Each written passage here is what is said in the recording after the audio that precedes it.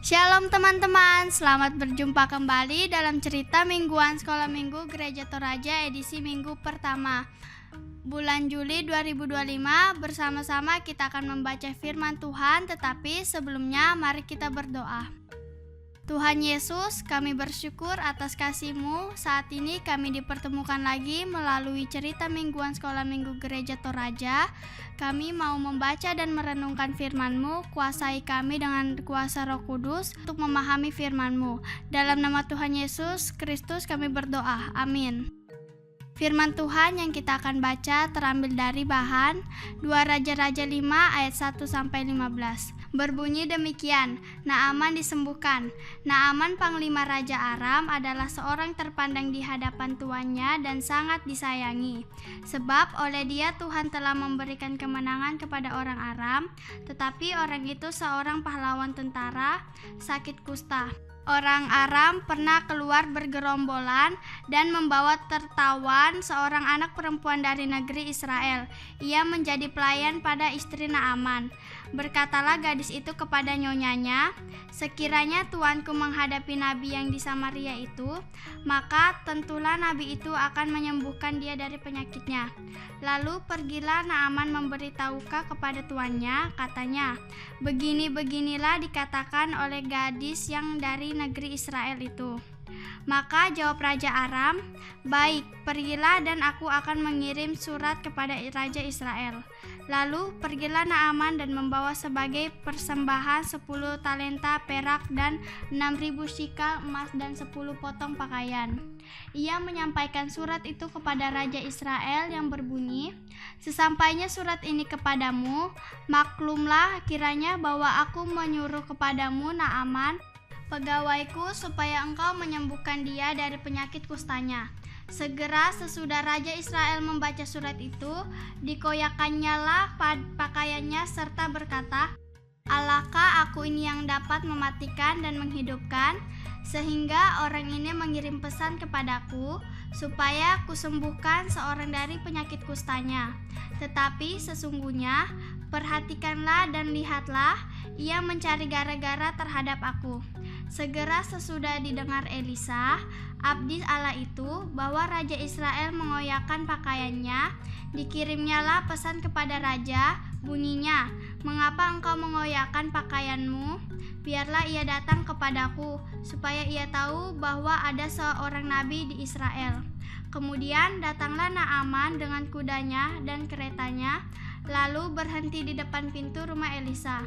Elisa menyuruh seorang suruhan kepadanya mengatakan, pergilah mandi 7 kali dalam sungai Yordan, maka tubuhmu akan pulih kembali, sehingga engkau menjadi tahir.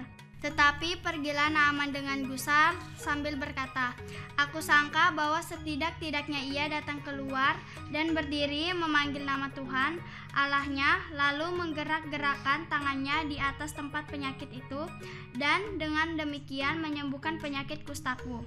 Bukankah Abana dan Parpar, sungai-sungai Damsyik, lebih baik dari segala sungai di Israel? Bukankah aku dapat mandi di sana dan menjadi tahir? Kemudian berpalinglah ia dan pergi dengan panas hati. Tetapi pegawai-pegawainya datang mendekat serta berkata kepadanya, Bapa, seandainya nabi itu menyuruh perkara yang sukar kepadamu, bukankah Bapa akan melakukannya? Apalagi sekarang ia hanya berkata kepadamu, mandilah dan engkau akan menjadi tahir. Maka turunlah ia membenarkan dirinya 7 kali dalam sungai Yordan, sesuai dengan perkataan abdi Allah itu. Lalu pulihlah tubuhnya kembali seperti tubuh seorang anak, dan ia menjadi tahir. Kemudian kembalilah ia dengan seluruh pasukannya kepada abdi Allah itu. Setelah sampai, tampillah ia ke depan Elisa dan berkata, sekarang aku tahu bahwa di seluruh bumi tidak ada Allah kecuali di Israel. Karena itu terimalah kiranya suatu pemberian dari hambamu ini. Amin. Tema cerita mingguan, Tuhan memberiku kesembuhan. Kita semua pernah sakit, ada yang sakit dan dirawat di rumah, ada yang pergi berobat ke rumah sakit dan minum obat agar sembuh. Ya, semua orang sakit pasti mau sembuh, betul? Naaman adalah seorang prajurit yang gagah, hebat, dan selalu menang dalam peperangan karena Tuhan selalu bersamanya. Ia adalah anak buah Raja Aram, tapi karena ia adalah manusia biasa, ia juga pernah sakit karena penyakit kulit. Aduh, ada apa dengan kulitku? Ada bercak-bercak putih. Waktu dia sakit, dia ingat bahwa seorang gadis pernah bercerita tentang nabi di Israel yang bisa menyembuhkan. Pergilah Naaman meminta izin kepada tuannya, dan tuannya mengizinkannya pergi berobat dengan membawa surat kepada Raja Israel agar diobati. Ia membawa hadiah bagi Israel serta dengan surat permohonan Raja Aram kepada Raja Israel. Tapi saat Naaman menemui Raja Israel, ia menolaknya. "Aku bukan Tuhan, aku tidak bisa menyembuhkan." Ia melepaskan jubahnya sebagai tanda bahwa ia tidak bisa menolong Naaman. Ia merasa bahwa Raja Israel cari gara-gara, padahal niatnya memang hanya untuk sembuh. Elisa mendengar bahwa raja tidak bisa menolongnya. Lalu ia kirim surat dan meminta Naaman datang kepadanya. Ketika mereka bertemu, Elisa meminta Naaman untuk pergi mandi sebanyak 7 kali di sungai Yordan agar sembuh. Tapi Naaman malah pulang dengan sedih. "Aku kira dia akan keluar dan mendoakanku sambil memegang badanku yang kena penyakit kulit. Tapi kenapa malah menyuruhku mandi?" Tapi pegawainya datang dan membujuk Naaman, "Hei, lakukan saja perintahnya. Tidak susah kok, kan hanya mandi 7 kali di sungai Yordan. Itu bukan perintah yang sulit." Ia pun mau melakukannya dan ia menjadi sembuh.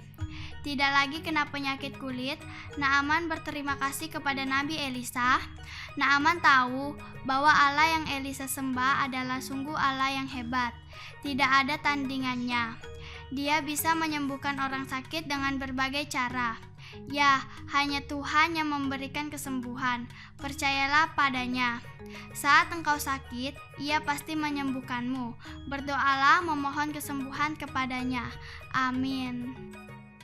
Mari berdoa. Terima kasih Tuhan Yesus, kami bersyukur kepadamu, Tuhan Yesus, atas segala pemeliharaanmu kepada kami semua yang terus kami alami sampai saat ini. Terima kasih atas firman-Mu, kiranya menjadi pedoman dalam kehidupan kami, dan kami menjadi anak yang dengar-dengaran kepada mama papa, bapak ibu, guru di sekolah, kakak guru di sekolah minggu, terlebih kepada Tuhan Yesus. Kami berdoa untuk aktivitas kami 1 minggu ke depan, kiranya Tuhan Yesus memberkati. Berkati kami juga dalam pertumbuhan dan permainan kami. Ini doa kami, di dalam nama Tuhan Yesus kami berdoa. Amin. Demikianlah cerita mingguan Sekolah Minggu Gereja Toraja dari Sekolah Minggu Jemaat Lahairoi Balikpapan. Terima kasih, Tuhan Yesus memberkati. SMGT luar biasa.